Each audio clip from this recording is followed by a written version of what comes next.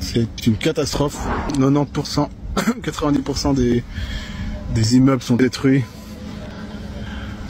La route est impraticable, les écoles sont détruites, les centres commerciaux sont détruits. En fait, tout est détruit. Tout est détruit. Et là, ils nous ont arrêtés dans le plus grand hôpital de Palestine.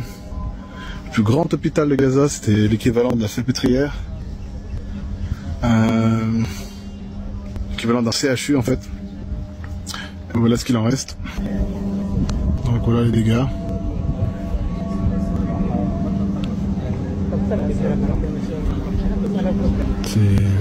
Voilà. Ici il y avait donc une fosse commune avec des centaines de cadavres abattus. Le directeur de cet hôpital est mort il y a quelques jours. Il a été torturé, enfin il a été capturé, puis torturé, puis exécuté. Et donc il n'y a pas tellement de monde qui est motivé pour prendre la relève parce qu'ils veulent reconstruire. C'est fou parce que t'as beau leur détruire tout, ils reconstruisent. Donc voilà, pour nous qui vivons en Europe, c'est difficile de se dire quelle est la finalité de tout ça. Tu vois, la finalité de détruire une telle structure hospitalière aussi grande. Bah finalement, si tu détruis l'hôpital, bah tu fais beaucoup plus de victimes. Beaucoup plus de victimes parce que bah, les gens ne savent plus où aller. Les gens ne se soignent plus. Oh, là, il y a une odeur écœurante. Oh mon Dieu, ça c'est dégoûtant ce que je vois là.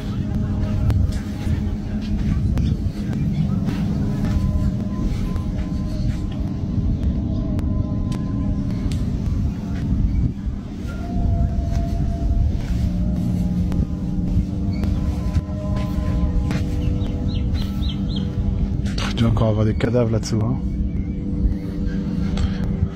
Sur la route, on voyait notre guide nous montrer chacune des maisons et estimer le nombre de cadavres en dessous, car ils connaissent à peu près le privé. Et puis bah, pour 2-3 patients qui étaient amenés par l'ambulance, il y en avait une quinzaine, une vingtaine qui étaient ensevelis. Et en fait, tu as énormément de patients qui sont... Enfin, des patients...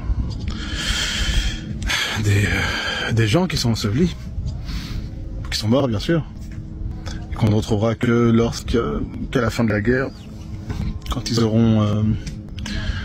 commenceront à déblayer tout ça. Mais énormément, des milliers. Donc les 30 ou 40 000 morts officiels, hein, ça veut rien dire en fait. On a beaucoup plus que 100 000, peut-être 150 000, hein. Facile.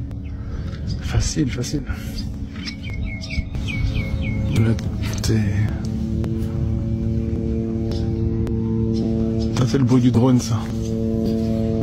Oh, voilà. On peut basculer. Ça c'est le drone.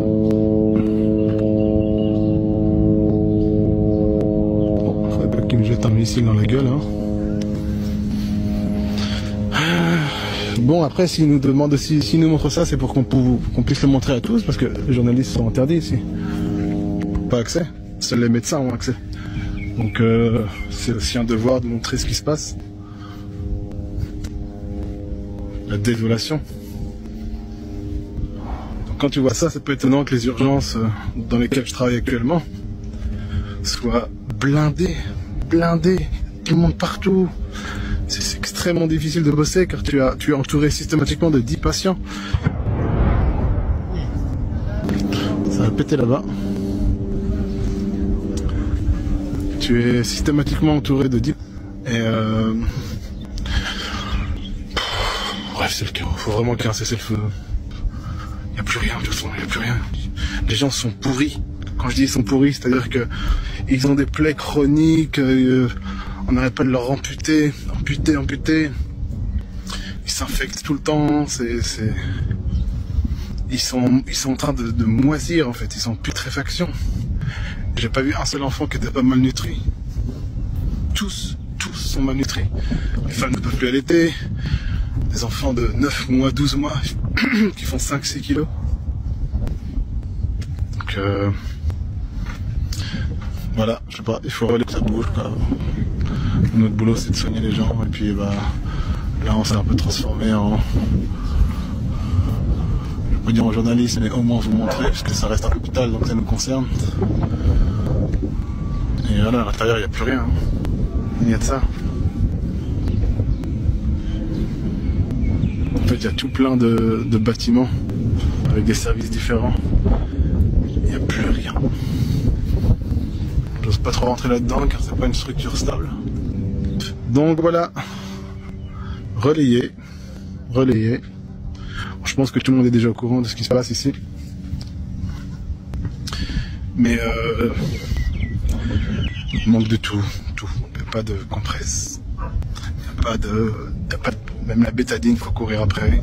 Il n'y a pas d'antalgique, ils n'ont pas de morphine, ils n'ont pas de drogue dure. Donc tous les gestes se font à vif. Donc ça crie énormément dans les couloirs. Les enfants crient, hurlent. Toute fracture qui doit être réduite se fait à vif. Et le peu d'anesthésiens qu'ils gardent, bah, c'est pour les chirurgies. Là, ce matin, on les a un peu initiés à réaliser des blocs. Voilà, on est parti.